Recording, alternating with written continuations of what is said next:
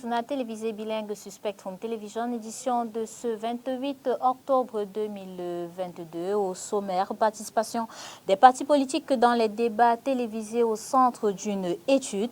Les recherches réalisées Sur par la un période du consultant en 16 marketing septembre et communication relèvent que la loi en matière au Cameroun n'est pas respectée dans les différents débats télévisés. Et puis sport football, demain 29 octobre 2022 se tient la cérémonie de remise du Ballon d'Or camerounais édition 2022, un événement organisé par la Fédération camerounaise de football et qui sera bien sûr retransmise sur vos antennes dès demain à 19 h. Les détails dans la suite de ce journal. Une fois de plus, bonsoir et bienvenue à cette édition d'information bilingue que nous ouvrons en langue anglaise. Avec vous, Onila Donet. Bonsoir. Good evening to you, Ines Bangan, and good evening to every viewer of Spectrum Television. I welcome you all once again to the APM Balingwa Newscast. Now, opening the news tonight, we talk about the 20 new portuary tractors that have been received by the Douala Port Authority here on the 27th of by 2022. This will be used to reinforce the capacity of the terminal container strategy at the port. Well, in this report that follows, that comes after this, Josephine Bindi and Julepo paint a vivid picture of the capacity of these tractors. Let's listen to the report. 90% of work to be completed upon at the Douala Port Authority. About 20 portuary tractors have been received from Belgium to reinforce naval operations. Participent à plus de 90% des opérations dans le terminal, vu qu'ils sont concernés par les opérations de débarquement. This will help more in so much work to be done at the terminal, seeing that they are meant for boarding transfer and port visits. So these engines you see are new generation engines, which begin from the terminal to boarding. It will permit operators to identify containers transported. D'être capables d'identifier les conteneurs qu'ils ont transportés. This is as important as defining the terminal container strategy for 2022 to reinforce the operational capacity of the Port Authority and facilitate transportation of goods from the Navy. Donc, avec ces équipements, nous pourrions améliorer nos cadences de manutention qui sont aujourd'hui With autour de this 28 equipment, mouvements. we can ameliorate our daily operation, which is at 22 movements per hour, and we can go from 30, 35, even up to 45 movements per hour for Navy operations. So this is a pride for the maritime agencies who are our clients. They will be happy to see these equipment in the Navy operations, and so work done will improve. And it is a global satisfaction. De nos armateurs qui arrivent à Douala pour les opérations de manutention. The Department of Terminal Containers at the Douala Port Authority received 20 portuary tractors of the Tebel mark produced in the Netherlands, shipped from Belgium and received in Douala on the 27th of October 2022. We still remain with you, Josephine Binti, and this time around we talk about settling disputes between citizens and the Regional Council Administration. Given that this is a key point to look out for, the Public Independent Conciliator for the Southwest Region has organized a workshop to better comprehend the purpose for his office, as Josephine Binti tells us more. The change factor is dependent on the younger generation, says the Southwest Conciliator, who is prioritizing collaboration with the population in understanding the functions of her office. Which are very crucial to the population of the Southwest region, because most of us, most adults, the youths, some might have already started using the local councils in getting certain documents, and it's very important that they, as future leaders of the country, be able to understand that an important institution like the Office of the Public Independent Conciliator has been created. Being frontline ambassadors, the Office of the Southwest Conciliator has enormous benefits to the population. From the subdivisions, the divisions, and the regions, so that the whole region is covered. That when they go back, they are supposed to ensure that they not only sensitize their friends' youths, but they also carry the message to their parents, because some of these parents might not have even heard of this office, and some of the parents may not even be listening to the radio that carries on with the sensitization of the missions of this office. So they are not only going to relay the missions of this office to other youths, but to their parents, to their relatives who don't even know that such an office. The Public Independent Conciliator is responsible for amicably settling disputes between users and Regional Council administration, defending the rights and freedoms in relationships between citizens and regions, as well as ensuring that persons serving in the regional administration fulfill ethical obligations. This office was created by the Presidential Decree number 2020/773 of the 24th of December 2020.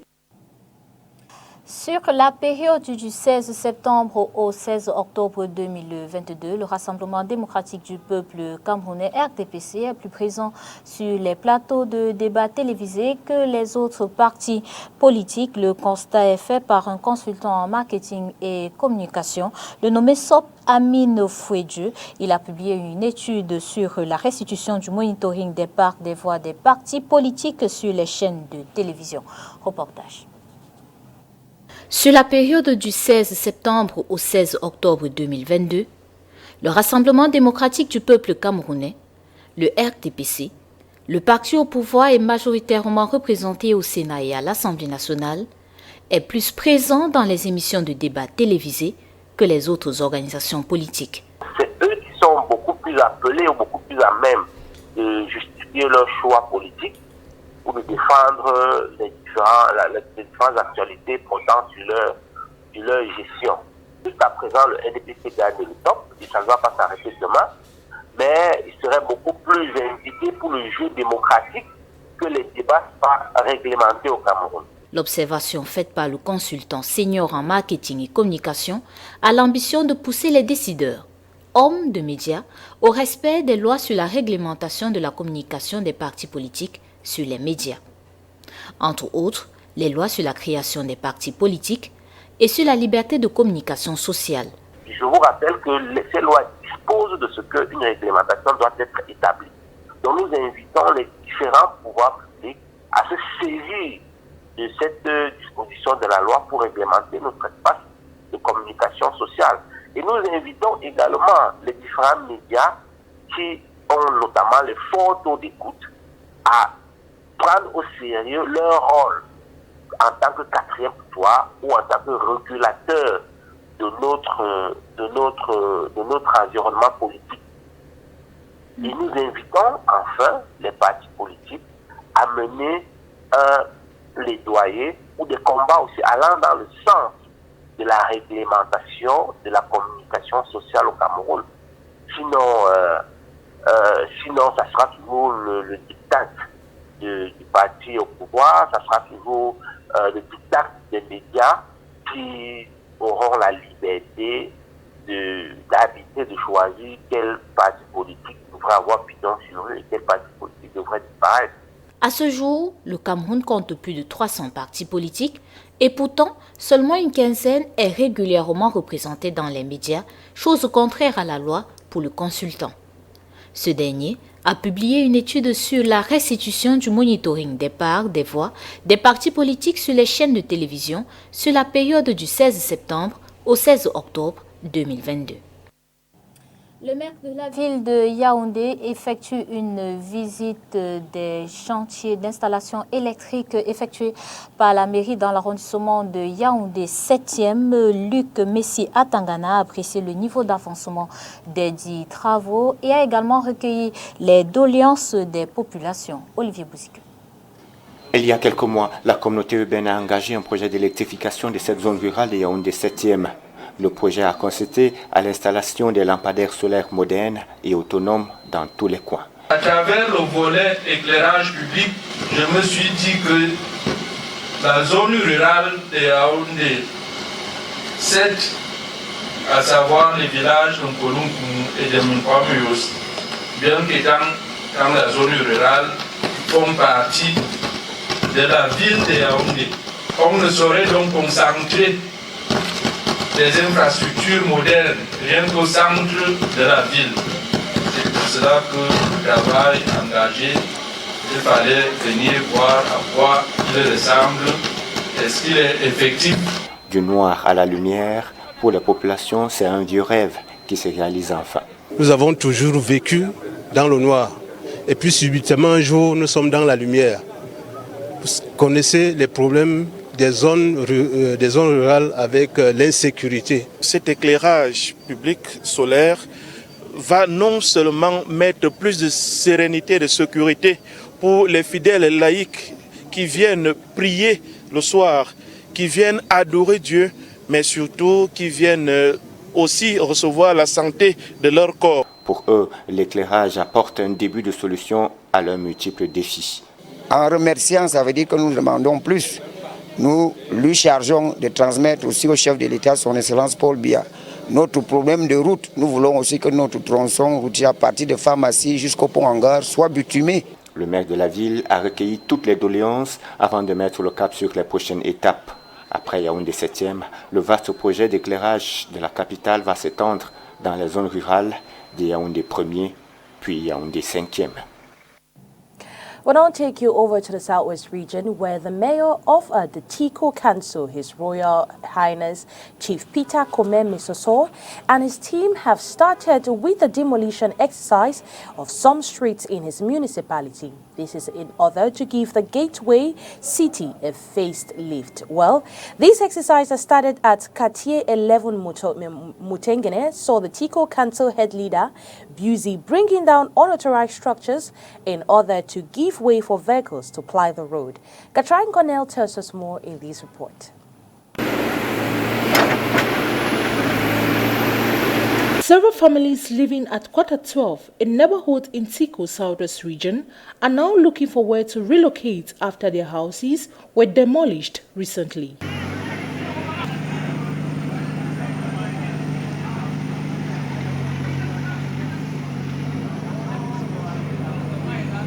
The demolition exercise is being carried out by the Mayor of Tico, His Royal Majesty Chief Peter Kome Misoso. We are here just to make sure that we help the contractor to effect his work. This particular area we are talking from Tomato Market to Hospital has been marked for rehabilitation. And since its rehabilitation program came out, we have sensitized the population around here about certain structures to be demolished. And we have given them demolished notice that is running more than a year now. You know, some people when they sit in palm wine bars, they make stories. Are you sure the council will do that work? They will do it when? They will never do it. And today we are here to do it. The contractor has a problem. He has been given a warning as they're running out of time, not executing his work. The contractor attributes his difficulties to the council. That is, the council is responsible for his delay because they have not done the demolition, and he is just to do the road and not to demolish. So we are left with no option than taking the bull by the horn. We are doing the demolition ourselves because we are not ready to pay any penalty on behalf of the contractor. Structures like houses, business centers were brought down by the team in order to enlarge the roads for the smooth movement of vehicles. Among items that have witnessed a price hike this period are eggs, sold 3 months or few months back at over 1,500 francs, or between 1,500 francs to 1,900 francs. These commodities now sell in local markets as from 2,000 francs upward. Well, what is the reason for this? As retailers now sell out in different neighborhoods at 1 egg for 100 francs. Well, we'll go to the Douala 2 municipality, to Marché Central in the Douala 2 municipality, to find out what is the reason behind this price hike. At Marché Central in the Douala 2 municipality, the price of eggs has tremendously increased. From 1,900 francs, A tray is now sold for over 2,300 francs. At the moment, eggs are so expensive. A household cannot consume eggs. We now sell an egg at 100 francs. We don't understand how it got to this point. Even if you ask distributors, they are silent about it. It's true. Before it cost 1,800 francs, 1,700 francs, 1,900 francs. But now the price has skyrocketed. This increase, according to sellers, is due to the absence of chicks and the expensive nature of poultry feed. They told us there are no chicks. They demanded for chicks, but it's not there. So there are less eggs in Bafoussam. That's why it's expensive. 3 months ago, we were told there's shortage of poultry feed. It's expensive, but up to today, there's no solution yet. Retailers of these basic commodities say it is difficult to make adequate profit. Je suis venu acheter. On nous dit que les œufs sont trop chers, trop chers. I came to buy. They tell us eggs are expensive. Before, it was 1,800 francs, 1,900 or even 1,700. Now it's 2,300, 2,400 and 2,200. It's too expensive. I buy for commercial purpose. I just bought 2 crates. From these crates, I will have just 700 francs as profit. And if we sell at 125 francs, people won't buy. 25%, les gens ne peuvent pas acheter. C'est comme ça. With eggs being an important commodity consumed by inhabitants here in the economic capital, Douala, a decrease in price will be good news for households. Page rose dans ce journal, Edouard Eyoum Djabea, convolant juste nous ce 28 octobre 2022. Le technicien en service au département de la diffusion à Spectrum Television STV a dit oui ce jour à Blanche à la mairie de Douala. Premier, après la cérémonie civile, la bénédiction nuptiale se fera demain samedi 29 octobre 2022 à la paroisse Saint-Jean de Deido. Les félicitations du 20h à Blanche et Edouard Eyoum Djabea. Le condensé de l'actualité africaine ce 28 octobre 2022, c'est au Burkina Faso, le groupe de soutien à l'islam et aux musulmans, groupe djihadiste, revendique la libération d'une 60aine de prisonniers au Togo. Plus de 4000 déplacés à cause du djihadisme depuis le début de cette année et au Nigeria, le renforcement de la sécurité dans tout le pays. C'est avec nos confrères de la Voix de l'Amérique. Au Burkina Faso, le groupe de soutien à l'islam et aux musulmans, GSIM, principale alliance djihadiste au Sahel, liée à Al-Qaïda, a revendiqué la libération d'une 60aine de prisonniers lors de l'attaque perpétrée lundi contre une base militaire de Djibo dans le nord. Au Togo, la propagation des attaques de groupes djihadistes sur le territoire togolais depuis le Burkina Faso a fait plus de 4000 déplacés dans le nord du pays depuis le début de l'année, selon Lomé. 4175 déplacés ont été pris en charge sur le territoire togolais, a déclaré un porte-parole du gouvernement jeudi soir. La police du Nigeria a annoncé renforcer la sécurité dans tout le pays alors que les États-Unis ont ordonné à leur personnel diplomatique non essentiel de quitter Abuja en raison d'un risque accru d'attaques terroristes sur la capitale. En Arabie Saoudite, la famille d'une Tunisienne condamnée à une lourde peine de prison pour avoir, selon elle, partagé un tweet en lien avec le Hezbollah libanais a appelé vendredi les autorités tunisiennes à lui venir en aide.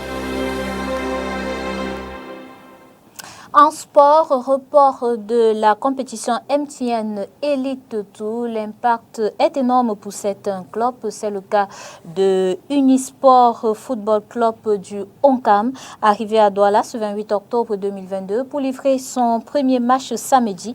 Malheureusement, c'est une fois dans la capitale économique du Cameroun que l'annonce du report sera faite. Le club profitera donc de sa présence à Douala pour livrer un match amical contre Dynamo et vendre quelques maillots. La Reine Ganzo et Julie Bon. 1-0 en faveur d'Unisport Football Club du Onkam. C'est sur ce score que s'est achevée ce matin la rencontre amicale entre l'équipe venue du Onkam et Dynamo de Douala. Un match pas prévu qui a dû se jouer en raison de la présence dans la capitale économique de l'équipe dirigée par Donald Ngameni. En effet, censé livrer ce samedi sa première rencontre dans le cadre du MTN Elite Tour, c'est une fois à Douala que l'équipe se verra annoncer le report du championnat à une date ultérieure. Savoir que nous nous sommes déplacés hier, nous sommes arrivés à Douala dans un état d'esprit très serein et nous sommes logés depuis hier à Douala, mais malheureusement à 19h nous recevons une note du report du championnat pour l'état d'esprit des joueurs. Je pense que ça nous a à peu près cassé, il ne faut pas le mentir, mais nous restons tous sereins et nous continuons à travailler comme ce match qu'on vient de livrer pour permettre toujours de corriger les erreurs puisqu'il est toujours important, on ne se suffit pas. Gros préjudice moral, mais surtout financier, à en croire le président de ce club, Donald Ngameni. Nous sommes déjà à Douala, l'équipe est là, vous avez vu, et nous sommes logés. Il faut comprendre que ça crée un préjudice à part moral et un grand préjudice financier. Et je pense que la Fédération camerounaise de football et le CTFP devra prendre les mesures très possibles et dans le plus bref des délais pour pouvoir réparer le préjudice et je compte sur eux pour le professionnalisme afin que nous atteignions l'objectif que nous nous sommes fixés d'accompagner le président de la Fédération camerounaise de football pour pouvoir donner un beau championnat. Pourtant, il fallait s'y attendre, pense André Bell de Dynamo. Je connais un peu la fédération et il y avait un truc dans un coin de ma tête qui me disait qu'on commencerait par la date prévue. Parce qu'il y a un ensemble de choses qui ne sont pas préparées encore. La situation étant ainsi, il est important de mettre à profit le temps qui reste avant le coup d'envoi de cette compétition. On n'a pas fini de tout mettre dans l'ordre et donc quelques semaines de plus ne nous ferait pas de mal parce que malheureusement on est dans un environnement où préparer les choses prend toujours un peu plus de temps que prévu en raison des contingences qui peuvent arriver de partout.